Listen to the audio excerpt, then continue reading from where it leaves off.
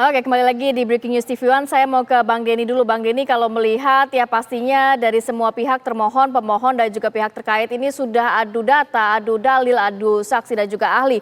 Anda melihat apa saja yang menjadi pertimbangan para hakim ini untuk memutuskan nantinya, Bang Denny?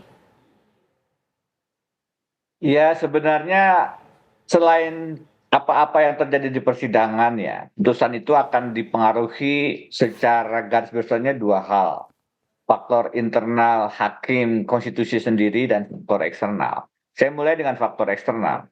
Tadi berkali-kali disampaikan bahwa dalam awal permulaan pendahuluan sebelum kita melakukan interview ini, bahwa hakim itu tidak akan diintervensi dan seterusnya rapat perusahaan hakim itu steril dan seterusnya. Tapi kita semua paham bahwa realitasnya itu adalah idealita yang yang diharapkan. Faktanya kita sudah melihat ada ketua MK yang diproses oleh KPK dan sekarang menjalani seumur hidup. Ada hakim konstitusi yang juga divonis karena korupsi, ada yang diberhentikan karena persoalan pelanggaran etika berat.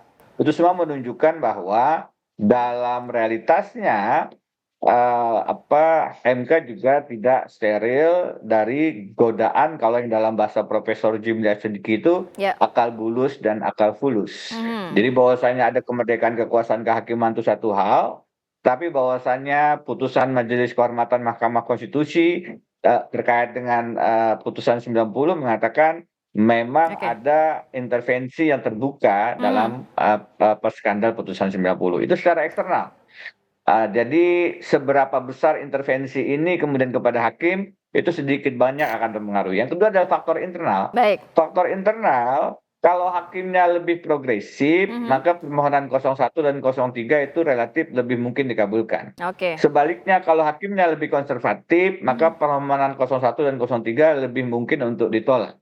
Nah, jadi ada dua komposisi hakim yang sekarang ada dibaca dari setelah putusan-putusan 90 yang tetap konsisten dalam tanda kutip mengkerangkeng diri, memenjarakan diri dalam putusan 90 yang sebenarnya problematik, itu menunjukkan bahwa akan sulit untuk MK keluar dari konservatisme ini. Karenanya akan memang prediksi saya cenderung akan menolak.